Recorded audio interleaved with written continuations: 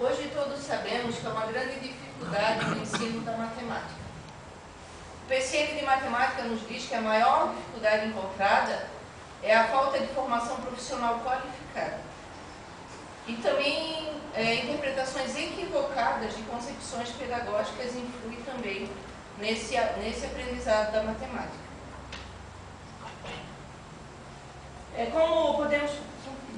Como podemos observar ali na nossa pirâmide, tá? A maior dificuldade hoje está aqui embaixo, a pirâmide está invertida. Por quê? Porque hoje os nossos alunos vêm com dificuldade, apresentam essa dificuldade, daí que o professor vai procurar uma metodologia para chegar no ensino, quando deveria ser ao contrário, né? Nós deveríamos ter um ensino, primeiro ensinar, aplicar uma metodologia para daí sim lá no topo da pirâmide ficar as dificuldades. Hoje a nossa realidade é invertida, é o contrário. Bom, como um dos temas principais do nosso trabalho, nós vamos falar um pouco sobre tecnologia. Tecnologia é uma palavra que surgiu do grego. Técnica significa técnica ou arte. E logia é um sufixo já bem conhecido no nosso meio, né? Logia significa estudo. Então ela é o estudo de técnicas ou artes para quê? Para facilitar e sanar as dificuldades dos seres humanos. Por exemplo, nós tivemos dificuldade de transporte há algum tempo atrás. Inventaram bicicletas, inventaram motocicletas, inventaram carros. Houve dificuldade de comunicação, foi inventado o telefone, foi inventado a internet, foi inventado a televisão. Tudo isso são tecnologias que foram inventadas para sanar algumas dificuldades dos seres humanos, né? E Dalmor nos diz que as tecnologias elas são ótimas para serem usadas na sala de aula, porém, se elas forem usadas de uma maneira correta. E usá-las de uma maneira correta não é somente uma questão técnica. A matemática ela é considerada por muitas pessoas difícil e até abstrata. E isso se deve muito à maioria dos professores ainda usarem nos dias de hoje, né, o giz e o quadro negro para transmitir esse conhecimento. D'Ambrosio, ele nos diz que a matemática e a tecnologia desenvolveram uma relação simbiótica e que nos dias de hoje é impossível dissociar o conhecimento matemático da tecnologia. Então, com o surgimento dessas novas tecnologias, muitos professores entraram em verdadeiro frenesi quando se deram conta de que essas tecnologias estavam entrando no meio educacional. Porque muitos educadores vinham do método tradicional de ensino. Então, eles teriam que rever, e reavaliar e refazer todos os seus planejamentos. O mercado nos diz que no ensino da matemática é necessário que a formação dos professores seja exigida, que eles apliquem essas tecnologias no processo de ensino-aprendizagem. Para isso, os professores devem ter formações específicas, tanto nessa área da matemática, como nas outras áreas. Por quê? Porque hoje em dia nós trabalhamos muito com a interdisciplinaridade. E a interdisciplinaridade, junto com a tecnologia no ensino da matemática, já tem provado que tem mudado bastante coisa na aprendizagem dos alunos. Bom, nós vimos até agora que a educação na área da matemática tem dificuldades. Nós vimos também que a tecnologia ela é uma ferramenta que o homem cria para sanar dificuldades. Nós vimos também ali que alguns professores não estão adequados ao uso dessa tecnologia para sanar essas dificuldades. Mas mesmo aqueles que estão, às vezes se deparam com uma situação boa ou ruim, que é a estrutura escolar. Algumas escolas elas já possuem projetores em cada sala de aula, sala de informática com computadores em ótimas condições, computadores de última geração, onde os alunos podem usar individualmente, fazer uma pesquisa na internet, tudo certinho, bonitinho. Algumas já possuem a lousa digital, onde o professor faz toda a sua aula, prepara toda a sua aula e pode trabalhar com ela de uma maneira super dinâmica. É muito bom. Porém, algumas escolas ainda não possuem uma estrutura assim, né? Nos deparamos às vezes com escolas que a estrutura é ruim, até existe uma sala de informática, mas os computadores são poucos dos poucos que tem, alguns estragados, e quando a criança vai fazer uma pesquisa, o aluno vai fazer uma pesquisa, pelo fato de todos estarem pesquisando ao mesmo tempo, tem uma queda na internet porque a internet é ruim. Mas mesmo assim, em situações em que a estrutura é boa e ruim, o professor ele não é impedido de usar a tecnologia, né? Ele pode arranjar uma maneira de usar.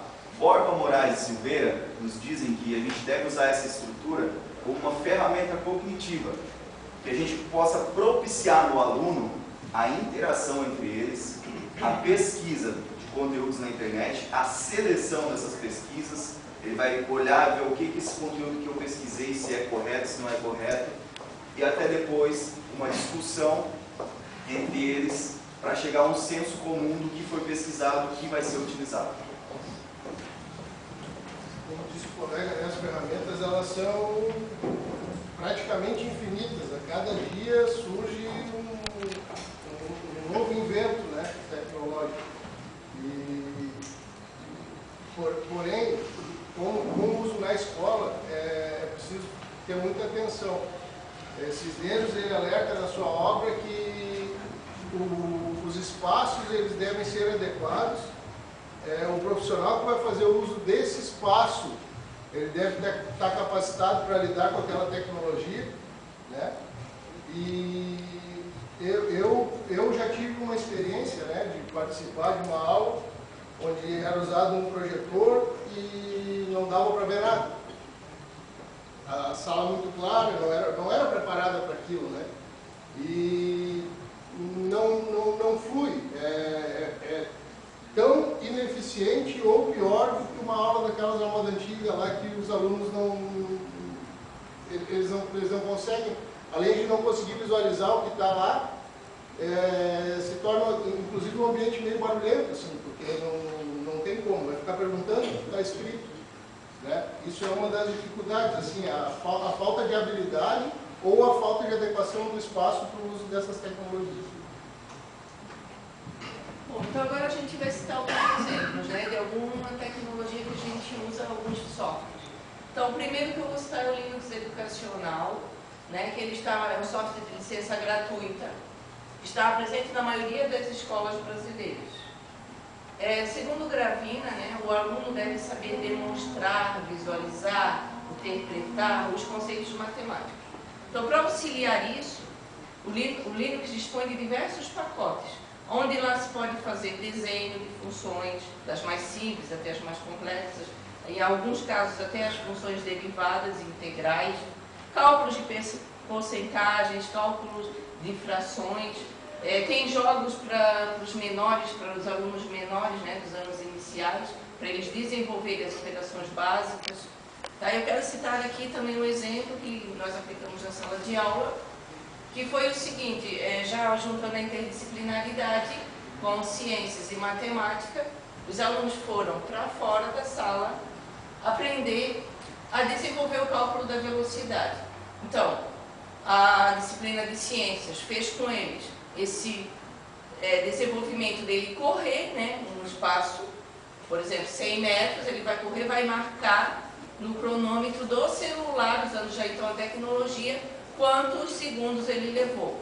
E assim todos os alunos fizeram isso. Depois veio a parte da professora de matemática. Professor, então agora nós vamos pegar esses dados, vamos tabelar, vamos montar um gráfico para os alunos aprenderem. Então foi bem interessante, tá? Os alunos se interessaram, foram para a sala, né, onde tinham os computadores, aprenderam a trabalhar com o sistema do Linux, traçaram os dados, montaram os gráficos, aprenderam a calcular a velocidade, então é uma utilidade muito grande. Hoje, na sala de aula, a tecnologia. Outra ferramenta que a gente pode usar muito bem é o GeoGebra. O GeoGebra ele tem uma flexibilidade muito grande, porque dentro dele a gente pode encontrar os conceitos mais simples da matemática até os mais complexos, né? Então ele pode ser usado na educação básica, lá desde o ensino fundamental até o nível superior. Paranhos, ele nos diz que é de suma importância que os alunos desenvolvam esboços e gráficos e desenhos quando eles estão aprendendo os conceitos matemáticos. Por quê? Porque aquilo ali depois ele vai ver, ele vai voltar e vai olhar os seus esboços, ele vai ver o caminho que ele seguiu até chegar ao resultado final. E até um momento depois, ele pode estar com seus colegas comparando os esboços e os desenhos, tabelas, os gráficos feitos e vendo, discutindo as maneiras diferentes que eles conseguiram chegar até lá. O GeoGebra, o que acontece? Ele disponibiliza para o aluno um dinamismo, né, na aula. Por exemplo, um aluno que está aprendendo equação de segundo grau, o primeiro fator, o x ao quadrado, ele é positivo ou negativo. O que isso vai influenciar a hora que ele for passar para o gráfico, certo? Ele vai ter lá a alteração instantânea do primeiro fator, de positivo para negativo, e automaticamente ele vai ver a mudança do gráfico de côncavo, da parábola, para convexo, certo? Então, isso ia facilitar o quê? Ele não precisaria refazer toda a sua conta para encontrar as raízes, desenhar um novo gráfico e colocar a parábola no novo gráfico. Então, para ele, isso torna uma aula muito mais atrativa. Como o colega falou anteriormente, né, das várias ferramentas, a mais importante e vasta dela seria a internet. Né? A internet pela troca de informações que ela possibilita, né, pela facilidade de pesquisa. Inclusive, Dávila diz que a internet é a inovação tecnológica que mais veio a somar no ensino e no aprendizado, pela facilidade com que os alunos têm acesso à informação e a velocidade que essa informação chega até eles. A internet ela pode ser usada no ensino de maneira que o professor ele possa criar, inclusive, grupos de estudo, né? Através de rede social. O e-mail é outra ferramenta da internet muito interessante, né? Que o professor Anderson sabe muito bem como é que a gente usa.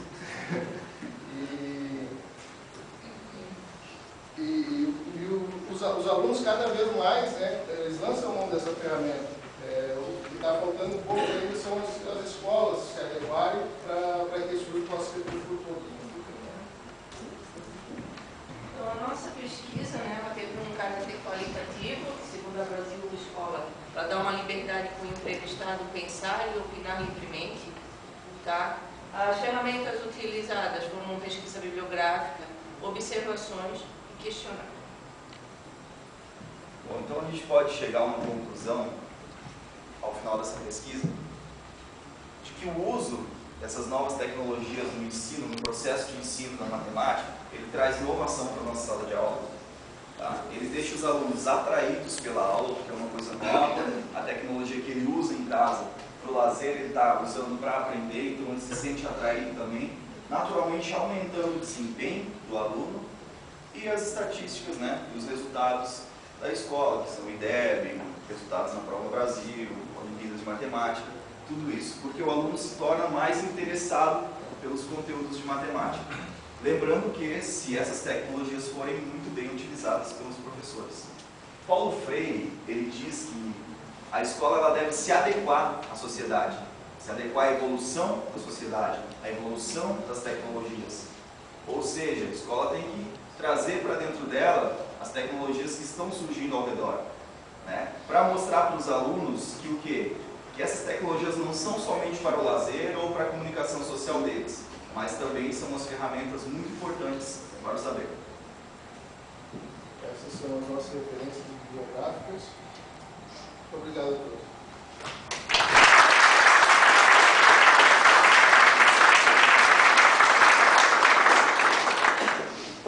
Parabéns ao grupo, mandaram muito bem, né? Apresentaram muito bem o trabalho de vocês. Bom, antes dos meus comentários, se qualquer falar, eu passo a palavra para a professora Luana, que é licenciada em matemática, para as considerações. Então, pessoal, quero parabenizar vocês, né? Quero cumprimentar todos que fazem parte da banca hoje, né? Eu estou, assim, bem orgulhosa de estar aqui, poder participar desse momento tão especial na vida de vocês. E assim, ó, eu senti bastante segurança de vocês na hora da apresentação, gostei da postura de vocês, né? Da parte oral. Então, assim, é um comentário que vocês fizeram que eu achei muito interessante sobre a tecnologia, que ela tem contribuído muito, assim, para o desenvolvimento das aulas, né? Do ensino. ensina a aprendizagem da matemática, aonde a aula fica mais prazerosa, a gente pode estar despertando no aluno mais interesse, né, em aprender determinado conteúdo. Então, eu só tenho a parabenizar vocês mesmos. Parabéns. Obrigado, professora Luana. Professora, fala, professora. Bom dia. A apresentação foi muito boa também, gostei muito. Postura muito boa. A temática, assim, dos dias de hoje é maravilhosa, porque a gente já nasce com isso, né? Hoje em dia, nossos alunos já nascem sabendo tudo melhor do que a gente, né? E então é indispensável hoje o professor saber ensinar usando as tecnologias, as novas tecnologias e com o que vai surgindo. O trabalho foi muito bom e bem relevante para a escola. Parabéns. Inspirado em Da Vinci, a Unicef traz o seu logo. Não basta querer, é preciso saber fazer. E é exatamente essa a colocação do trabalho de vocês, né? Não basta querer ser professor, não basta querer, né, estar à frente. É preciso saber fazer. E saber fazer é fazer diferente, é fazer inovador, é um fazer com qualidade, é um fazer transformando, construindo e evoluindo. É dando oportunidade aos alunos a ponto deles construírem um mundo melhor, a ponto de dar aos nossos alunos a oportunidade de ser um cidadão, né? A proposta do trabalho de vocês fez exatamente essa ponte, né? A tecnologia é uma realidade. Hoje o meu filho ele tem 2 anos e meio, ele pega o celular, ele vai com o dedinho dele e ele já vai exatamente nos jogos, 2 anos e meio, né? Esse aluno, essa criança, ela vai chegar lá no 6º ano, né? Vai pegar um professor de matemática, com certeza, de repente, né? De repente, quem sabe, vai pegar um professor que não tem o mesmo domínio que ele tem, né? Por quê? Porque ele já criou com ele, já nasceu né? Ele já está inserido nessa realidade. Bom, gente, o que eu preciso ressaltar, né, e deixar bem claro, né, que quando a gente fala em ensino, quando a gente fala em tecnologia no ensino da matemática, claro que a gente faz um aporte, a gente faz uma ligação direta, né, à tecnologia, a celulares, à internet, né? Só que tecnologia como um todo não é exclusivamente, né, a internet ou todo. A tecnologia está voltada a várias outras ferramentas de ensino, né? Quando o professor ele constrói uma ferramenta, como por exemplo, o exemplo que foi trabalhado semana passada, o matemático milionário, que não é uma tecnologia, gente, né? O instrumento que a turma desenvolveu, né, é uma ferramenta tecnológica, né? Através dos jogos, eles construíram, eles deram oportunidade para que os acadêmicos para que os alunos pudessem construir, né, de uma forma lúdica o conhecimento. E essa foi a proposta do trabalho de vocês. Parabéns, vocês foram muito bem. Parabéns mesmo. Obrigado.